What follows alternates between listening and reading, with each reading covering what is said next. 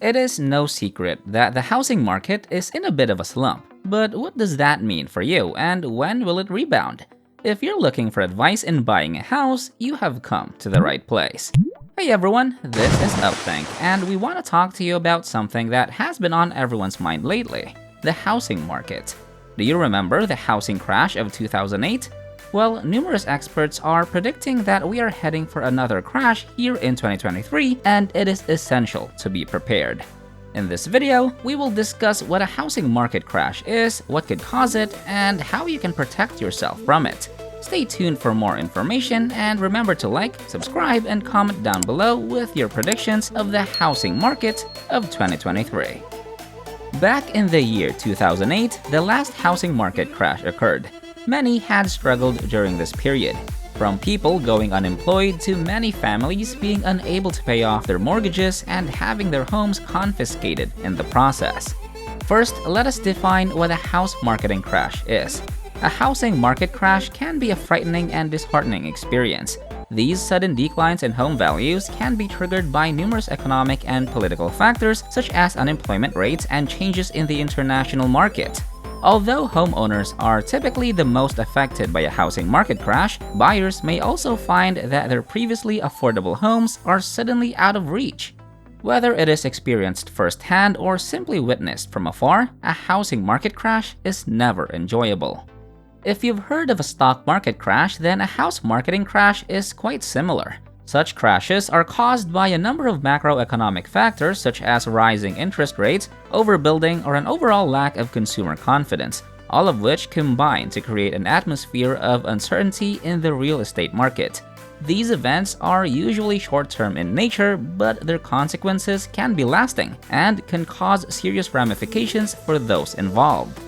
To expand further, let us take rising interest rates as an example. Rising interest rates makes it difficult for home buying due to the large mortgage payment per month.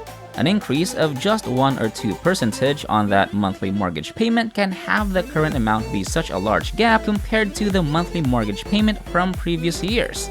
The low interest rates that we have seen before resulted in a significant rise in demand, but now that there's an increase in those interest rates, more and more people cannot even think of paying for that mortgage. Another event we can discuss that leads to the home marketing crash is unemployment. The home marketing crash of 2008 had far-reaching consequences, and one of its main catalysts was high unemployment. As more and more people lost their jobs during the recession, they also lost their ability to purchase or maintain a home. Lousy loaning then makes their way to unemployed citizens who are unable to purchase a house. In the time of the Great Recession, many people have been in financial distress, having more debt than what they are earning. Combining inflation with the low wages along with an inability to pay existing mortgages contributed to countless foreclosures and create a wave of housing instability that lasted well into the following decade. But perhaps even before this wave of job loss sank in, it began to decelerate economic growth by bringing down consumer confidence and spending. As a result, not only did the job market become stagnant, but so did the home selling market overall. This resulted in further losses on both sides as people were unable to buy or sell homes due to heightened uncertainty surrounding both job availability and overall housing stability. See, during the recession, in the time of stagnant jobs and sales, many houses and other properties then filled the market, thus equating to the drop in prices. But realistically, how often would you see a large cut from its original price? Hardly. Were it not for the events of the Great Recession, we would not have seen a drop of at most 20% in house prices. The Great Recession of the late 2000s was an economic crisis like no other, with its roots firmly planted in the housing market. For many, this came as a surprise since historically economic downturns have typically been caused by problems within the economy, not vice versa. If we were to compare the price of properties per year, the prices would be rise and fall in irregular intervals, but not to drastic amounts. Had it not been for the recession period, housing prices would have been steadily rising per year. If we put into account the declining prices during that period, it would have bounced back to high prices anyway in 2013. Had you bought at the peak of the market, you would have been owing more than you can earn for at least 6 years. You see, drops in prices are very temporary and they only decrease by 1 or 2 points in percentage. First-time home buyers would be excited at the thought of a decrease in prices. Imagine how much cheaper would it be to buy a property a decade or so ago.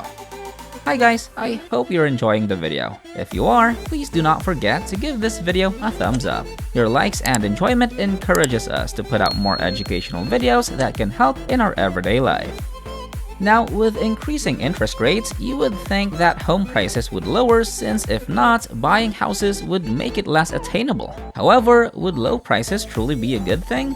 Imagine this, putting 5% down on a $500,000 property at 3% interest would result in a monthly payment of $2,825 for principal, interest, taxes, and insurance. Let us assume you were fortunately able to land on a drop comparable to that of last 2008 and property prices fall 20%. In other words, in order to get a 20% discount in which you would have to compare to the peak of the prices to the very bottom, then that would require striking at the perfect time. Prices are now cheaper, so you may acquire the same identical property that was formerly worth $500K for only $400K, but then this time the interest rate would be up to 8%. Your payment would then increase to $3,467. As much of a superior opportunity this would be for experienced wealthy buyers, for those who are purchasing for the first time, it depends on how long you want to maintain the loan with high interest rates. As the current market trends suggest, home prices may go down over the coming months, but that does not necessarily mean that those looking to buy a property now have the upper hand. This is because homeowners who purchased a few years ago will still maintain their advantage, regardless of how much prices drop by. Despite the temporary economic hit due to the recent pandemic, property values are so strongly ingrained into the American economy that it is highly likely those who decided to enter the housing market at an earlier time are still going to come out on top in today's conditions. Prices are always steadily rising. If we compare the home price of 2020 to today, it would have been at least 30% less back then.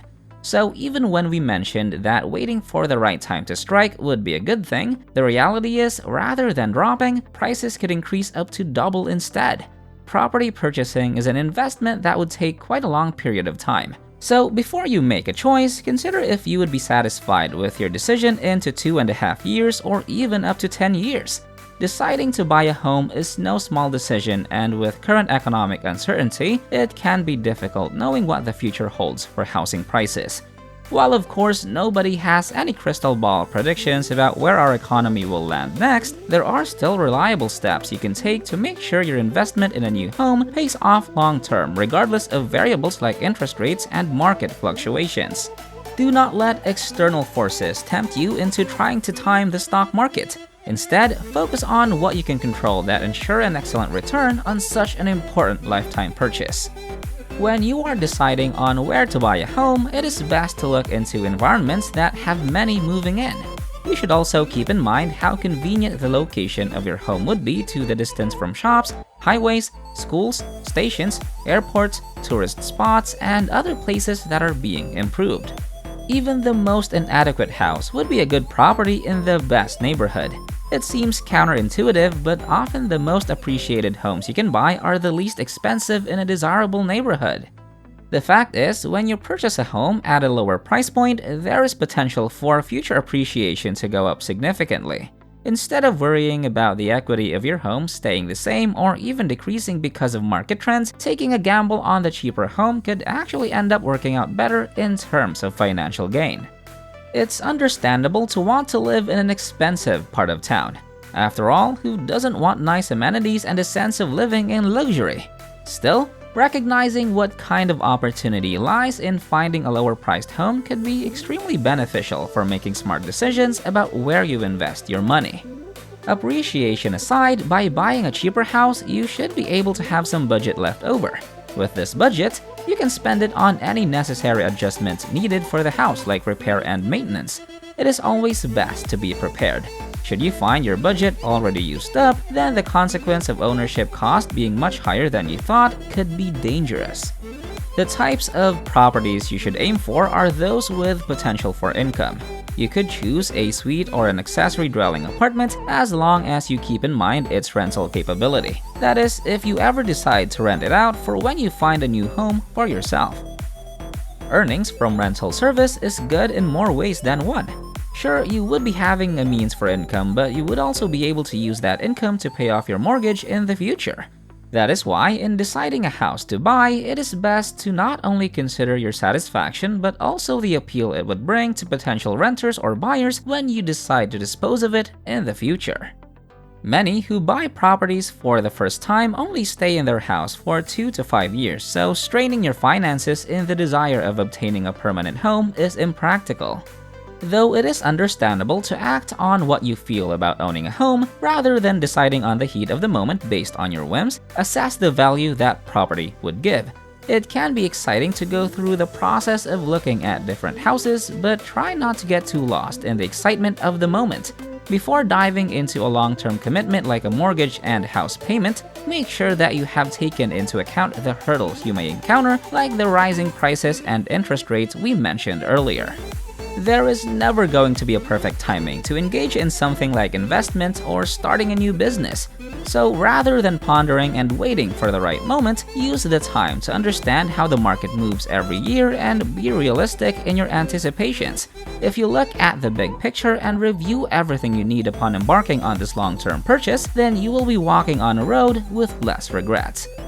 Thank you so much for watching, and we hope this video helped you understand the housing market and what to consider in buying a house. If you're interested in more educational videos about life hacks, be sure to subscribe and check out our other videos. Again, this has been UpThink, and we hope to see you again in our next video. Bye for now.